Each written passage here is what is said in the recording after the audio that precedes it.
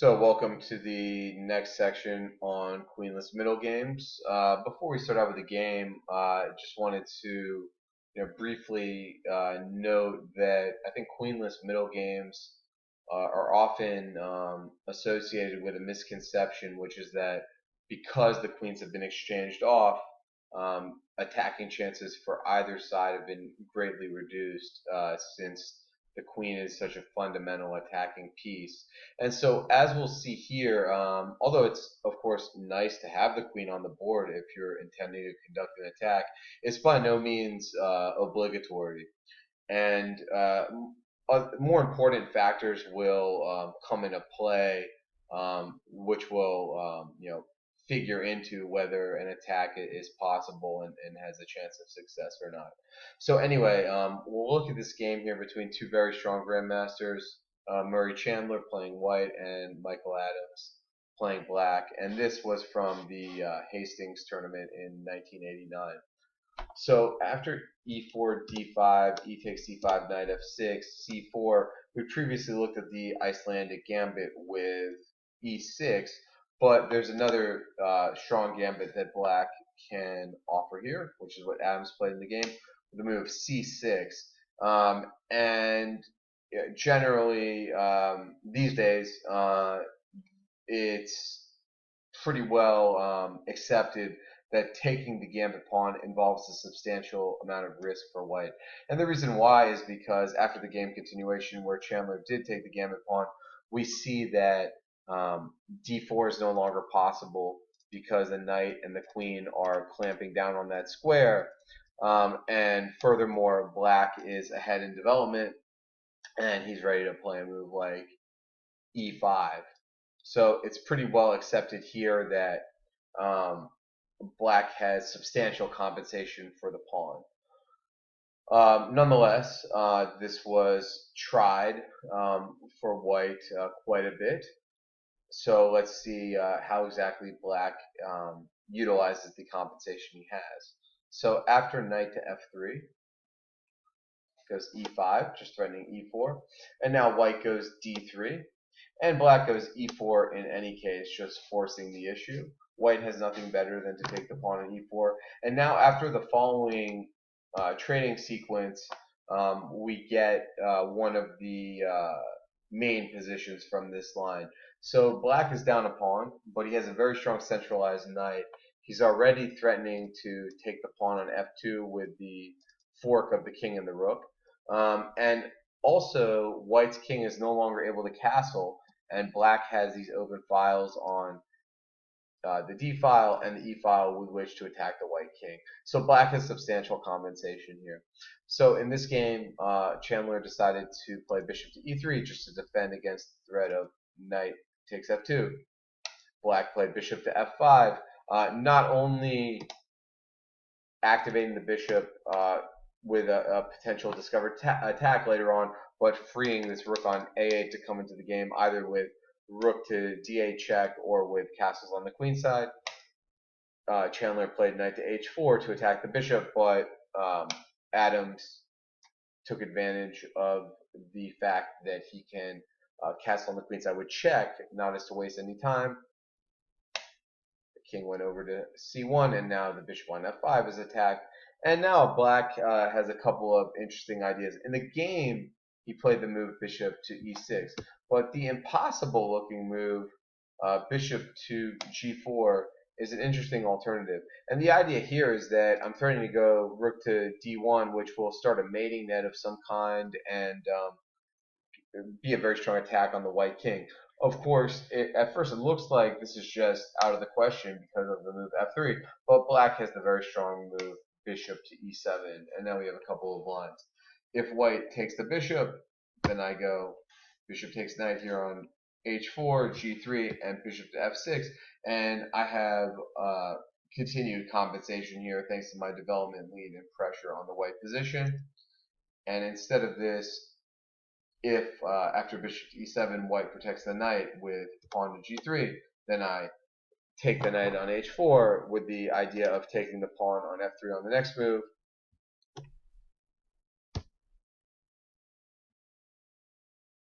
So the rook's attack there on h1, and also I'm threatening to come in with rook to d1 check, so bishop to h3 is played, not as to waste any time. King to b8, and now the rook protects d1. Rook to f1 just to attack the bishop, and now I can come back with the move bishop to h5, just getting my bishop out of the attack and protecting f7. And black is clearly better here thanks to the fact that he has no weaknesses. He has better development, a safer king, and more active pieces. So in the game, after king to c1, Adams continued with the move bishop to e6, which looks quite logical just to put some pressure on the pawn on c4. And now Chandler played a move that positionally he wouldn't really like to play, but from the standpoint of getting developed, he really had no other option, which is knight to c3. Of course, Adams took here. So now the extra pawn that white has over here, this 3 against 2, is doubled, and his king is weaker as well. Adams played the strong positional move b6. So this just fixes these pawns so that now white can't play a move like c5, for example, without it getting captured. Played knight to f3 just to try to give his knight some prospects here. And now I think Adams missed a strong finesse, which would have been bishop to a3 check. And the idea here is that driving the king to the b file actually benefits black later on when he plays the move bishop to c5, and we'll see why. So for example, king to c2, bishop to f5 check, king to b3, so the bishop on a3 is attacked, bishop to c5. So we've seen that we've driven the king to the b file. But now the point is that if you take on c5, after b takes c5, I have a ready avenue here to try to initiate some type of mating net, in particular because I'm shutting off the escape square on c2 with my bishop. So after bishop to e2 for white, king to c7, king to a3, just getting out of the attack, rook h to e8, rook h to e1, rook e6, intending an eventual rook a6, bishop to f1, rook e to d6. Of course, black doesn't want to trade, and he also wants to prevent the rook on a1 from getting into the game on d1. King to b2, just trying to get out of a potential danger zone. Now the move f6 would be very strong, just cutting out any ideas of knight to e5. And black has very, very good compensation here, given the limited mobility of the white pieces. The other idea would be that after bishop to a3 check, king to c2, all these moves that we saw before, instead of bishop to f1, white could have tried to play rook a to d1 just to try to exchange off immediately. Of course, black is not going to oblige. Goes rook to b8, rook to d5, just trying to get active with the double threat to the bishop on f5 and the pawn on c5. Now black has an amazing move, knight to d4, just uncovering the rook on e6 and intending rook to c6 checkmate, rook to a6 checkmate. White goes rook takes c5, king to d8, so still threatening rook to a6 mate. Here, here, bishop to d1, so finally dealing with the threat that I mentioned, but now the tactics favor black. So knight takes f3, and if white were to take on e6, black would just calmly recapture with the bishop, and he's going to win material. So the other option after knight takes f3 is to play bishop takes f3, but of course this loses material as well after rook takes e1, rook takes f5, and even though white has 2 pawns for the exchange, he's going to lose one of them very quickly, and his king is still in a precarious position after rook to c1. So this would be a clearly better position for black. So going back to the game, after knight f3, Adams didn't see that finesse or didn't play that finesse. He just played the move bishop to c5 immediately. Chandler took rook to b1, rook h8. So all of the black pieces have been developed. And now was a really critical moment for white. He has to reckon with the challenge of trying to get developed, despite the fact that black is fully developed. And so in the game, he played the very natural move, bishop to e2, which was a mistake. Instead, he should have tried to play even more actively with the move rook to b5, just intending to play rook takes c5, bishop to g4. Black really needs to fight fire with fire. There's no other option. Rook takes c5, and then bishop takes f3, g takes f3, rook to e1 check, king to c2, and king to b7. So very unclear position here. White's structure is totally ruined, but he is up 2 pawns. Alternatively, after bishop to c4, instead of taking the pawn on c5, white could have tried to play safety move here first with king to c2, bishop to f5 here, and then bishop to e4. But now it's the same deal as before from the standpoint of I'm going to be able to play rook to b8 and try to get a mating net here. So after bishop to e2, black has an even stronger tactical shot than rook to b8. He goes bishop to c2 check, which compels the king to take. We gain the material back, king to b1 check here, and then black can either take on a2 or take on f2 when he's doing very well in either case. So back to the game.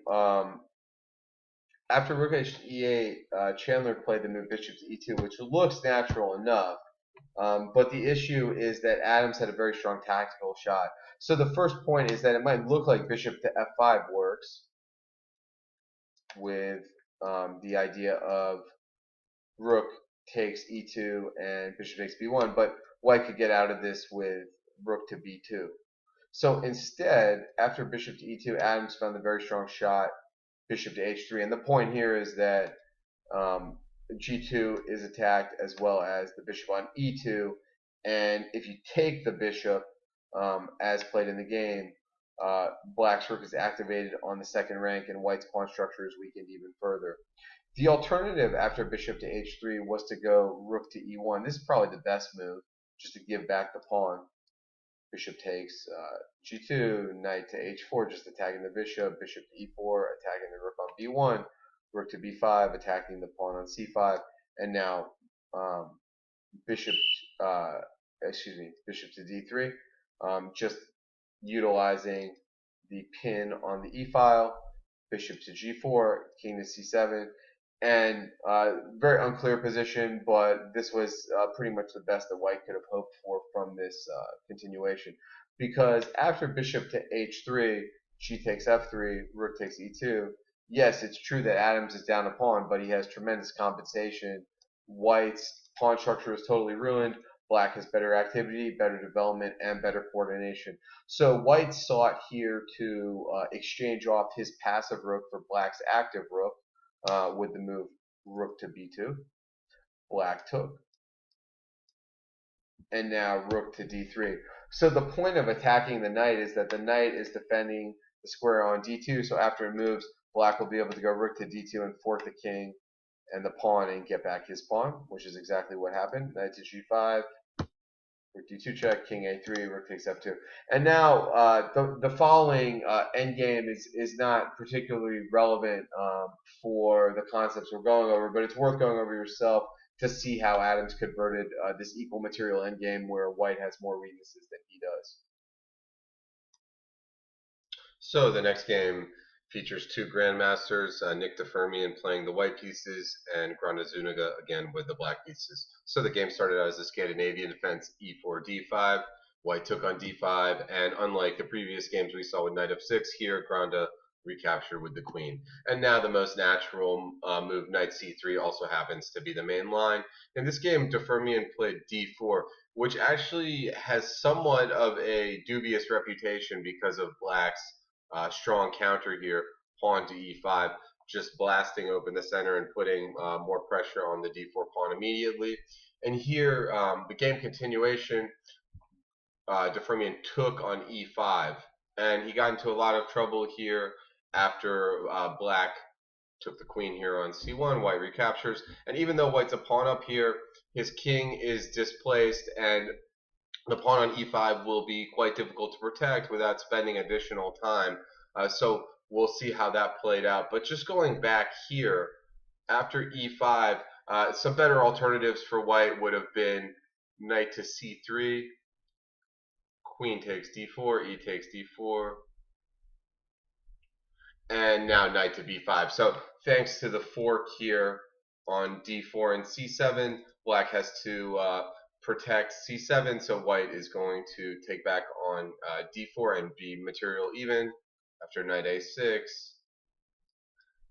knight f6, and then knight g to f3 would be one way to play. So that would be possible.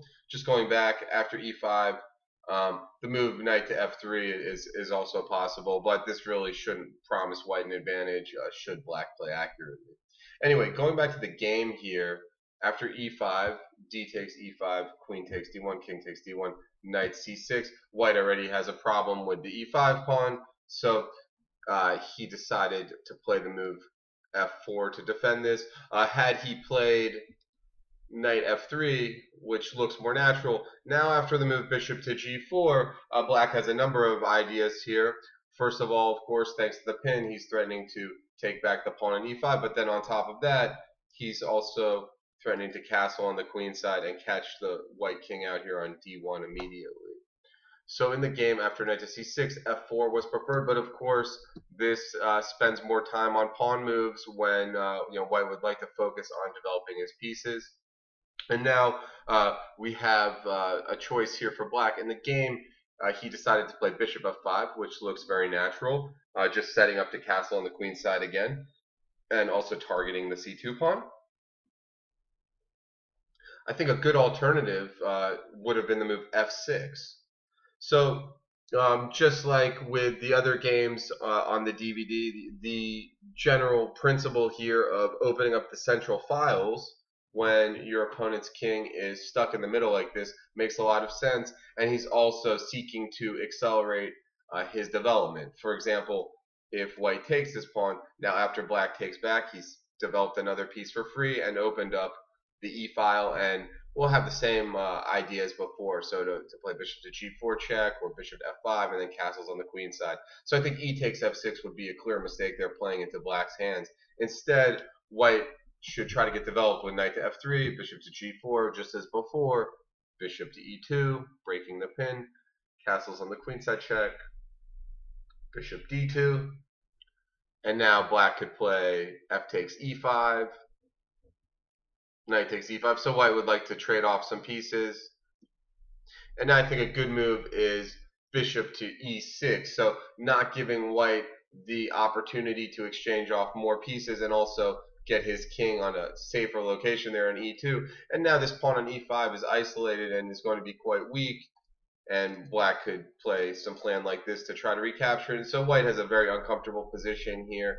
And despite his pawn advantage, as we see, this isn't going to count for much, given that black will most likely recapture the pawn shortly or obtain a strong initiative in any case. After bishop to d2 here, it was also possible for black to go bishop to c5. That looks perfectly good, just threatening to go bishop to e3 for one thing, and seeking to continue to develop with, say, knight to e7 and knight to d5.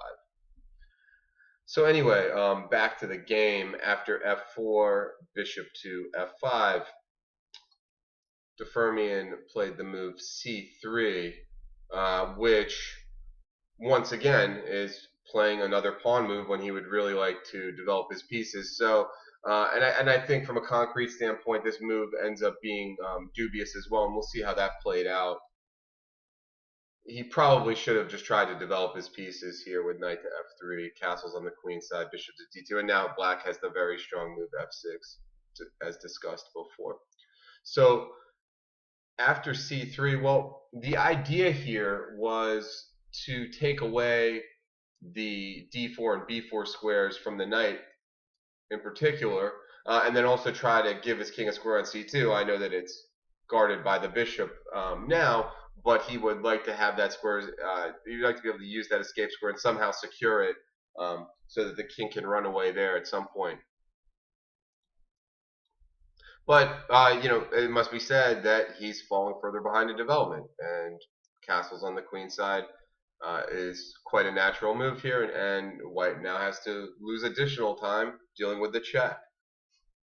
he moved the king to e1. I think he did this instead of moving, say, the bishop to d2 or the knight to d2, because he would still be very, very gummed up there as far as his development's concerned, and it would be very difficult to get coordinated and try to get his pieces out. But after king to e1, Granda played an excellent move, the aforementioned f6. So just trying to blast open the position even further and accelerate his development even further. And this is oftentimes what happens when you have a development advantage and you continue to strike while the iron is hot, so to speak, is that you build up a kind of momentum where your advance or your lead in development builds upon itself. So it's a situation where once you get that going, your opponent will never really be able to catch up. So de Fermian tried to exchange off here with bishop to b5, thinking that after black takes in the center, he could throw in this in-between move, bishop takes knight, b takes c6, and then f takes e5. So hoping that by exchanging off a pair of minor pieces, that will somehow lessen the initiative. There's a couple of problems with this, though. The first problem, as we've talked about before, is that this unopposed bishop now is going to be an extremely strong piece, particularly given that white's light squares were already weakened by moves like c3, so he has this hole on d3. And then secondly, the black pawn structure over here, even though it's weakened optically, there's nothing that white can really do to exploit this. So that's really a non-factor. And finally, the king still is going to be stuck in the middle here, and it's going to take a long time to try to get it to safety, because this bishop pair here for black in this open position is extremely strong and will control a lot of important squares. So bishop to c5 was played, both preventing white from developing with bishop to e3 and also taking away this potential escape square on f2. Alternatively, Granda could have also tried to go rook to e8 and just target the pawn on e5 immediately, knight f3, and then the very strong move knight to f6, just setting up for ideas like knight to g4 or knight to d7 to further target the e5 pawn. So that was totally playable as well. So after f takes e5, bishop to c5, bishop to c5, white played knight to f3. And now we see the star move of the game, which is the move you would like to play from a principle standpoint, but of course it looks impossible at first glance. And that move is knight to f6. Well, we'd like to play it, of course, because it's the most active square to develop the knight to. And at first it looks like white can just take it and there's no problem. But the point is that every single black piece is going to be in on the attack now, and the center is totally blown open, and the white king is going to get stuck into a mating net here after rook h to e8. And so white only has he has a few ways to block the check. They lose material. If he decides to move the king, then bishop to d3 is made. So knight f6 puts white in a really, really difficult situation already. He tried to play bishop to g5, seeing that the knight was immune to capture, and just figured that maybe he could hope to exchange off some more pieces and somehow get out of this. h6 was played. And of course, taking the knight at f6 doesn't solve his problems either, because we know that as soon as that e-file gets open, rook h to e8 happens, and it's the same outcome as before. So after h6, he retreated with bishop to h4, g5, just continuing with the initiative, and now bishop to f2. So this looks like it was the idea all along, to reroute this bishop back to f2 and hopefully exchange off another attacker. But black's initiative is at such an advanced stage that he can actually afford to exchange off and keep the attack going. Normally when you're attacking, we know that you should avoid exchanges, but there are some exceptions to that rule. And also, when you avoid exchanges, a lot of the time you will lose time as a result of that. And so it's more important, in order to keep the initiative going, not to lose time and to exchange off instead. So that's kind of a judgment call, and it really depends on the concrete features of the position. Here, Granda saw that after he took and played knight to g4 check, not only hasn't he lost any time, but he's going to be gaining time thanks to the check on the king, and that he had more than sufficient piece reserves to keep the attack going, so that after king to g3, the move h5 was extremely strong. So just threatening to go h4 check, and if the king moves to h3, then knight to f2 is mate. So Defermian tried to get some squares over here, some additional escape squares, as well as break up the pawn duo over here on g5 and h5 with the move h4. Granda took. And so the point here too is now the g file is open, so that's another avenue of attack for black. Knight takes h4 was played, and now bishop to h7 was the game move. I think rook to d3 would be even stronger and more in line with some of the attacking concepts that I mentioned a second ago, where we don't want to retreat and lose time. And so black forces the action here. So white can either block or move the king. If he plays king f4, attacking the bishop, then the bishop simply goes back to e6. So he's blockading the pawn on e5, and he's ready to bring his rook to f8 here and continue the attack. If after rook to d3, he goes knight to f3 instead, now rook to g8, just setting up a discovered attack here with the knight on the king. Discovered check there. For example, white could try to get out of this either with some tactics or just moving the king. If he just moved the king over here to f4, now after knight e3, he's actually caught in a very unpleasant mating net idea with rook to g4, and so you'd have a lot of problems there. And then not to mention, at some point, black could throw a knight to c2 once he gets a chance. Additionally, if after rook to g8, white tried to get out of this with tactics himself, with the move rook takes h5, thinking that he can meet any knight move with blocking with the rook on g5, that actually is not going to work out too well, because after knight f6 check, rook to g5, there's the move knight to e4, which wins the material.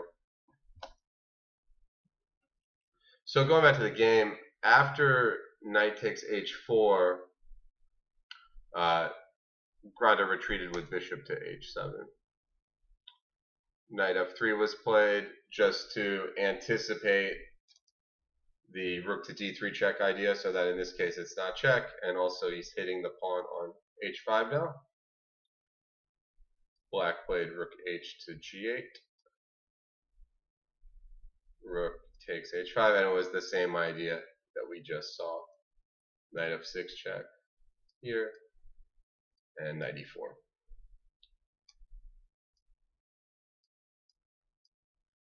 g5, and now an excellent move from Granda, which really exposes white's development lag, his lack of coordination, and his weak king. And that move was rook to d1. Excellent move. So targeting the knight on b1 with the rook and the bishop, and then also threatening to come around here to h1 at some point. So for example, if white played the move knight takes h7, then rook to h1 is mate. And well, what else is there to do? The knight's pinned on b1, so the rook on a1 is going to be lost if the knight moves. So Defermian tried the move e6, just trying to mix things up somehow. Rook to g1 was played.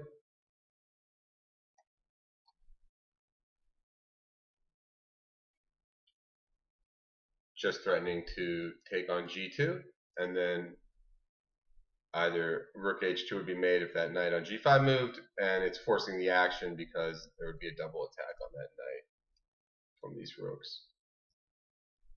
Knight to d2 was played. Took the rook. Still can't take the bishop on h7 because of the mate. So knight df3. Bishop to e4. Still can't move that knight because of the mate, and so black's just going to exchange off the pieces and consolidate very easily here. So white tried to avoid that. But now c5. And after knight to b3, rook to g1, he had seen enough with a huge material disadvantage and also continuing to get attacked from the black pieces.